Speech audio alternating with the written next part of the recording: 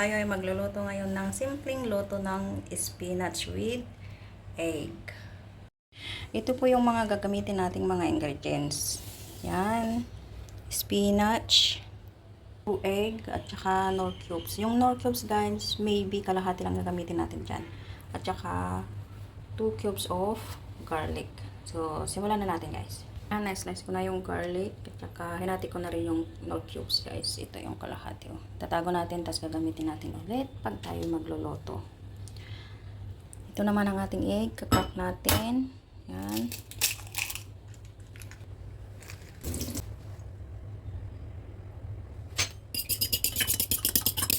Kailangan din nasalain natin yung egg guys for in case may naihalong shell. Yan. Kasi minsan hindi natin may iwasan na may maihalong shell sa egg natin. Yan na guys, tapos natin yung may shell siya o may shell doon. So, simulan na natin ang pagluluto. Lagyan na natin siya ng mantika. Ang gamit ko mantika guys ay ito, rice bran oil. Yan. Kunting oil lang. Ilagay na natin ang garlic. At habang niluluto natin itong bawang guys, kailangan din tayo magkanda ng warm water. Yan guys, ang gagamitin natin doon mamaya. Lagyan natin ng tubig. So yan, okay na yung garlic. So, ilagay na natin sa spinach natin.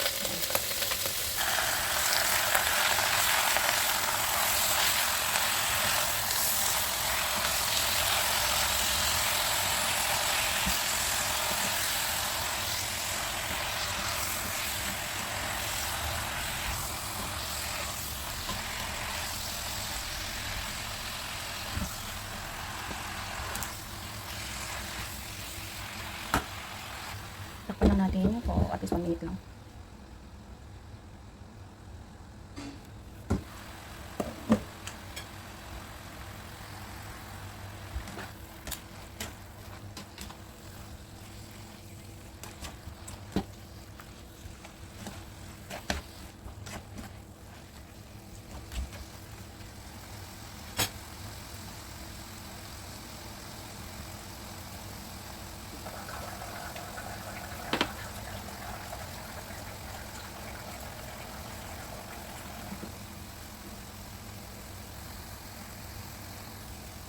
So, lagay na natin yung tubig.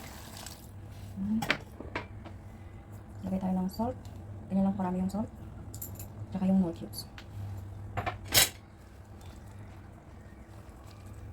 Yan, so okay na. Ilagay na natin yung itlog.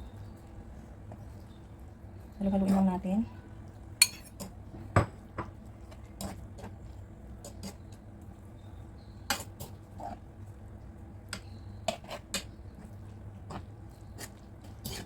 Yan, okay na guys. Kasi yung spinach guys, hindi kailangan lutuin masyado. Madali lang ito maluto guys. So, bye-bye guys. Thank you for watching. See you for the next video. God bless. And don't forget to like and share and subscribe.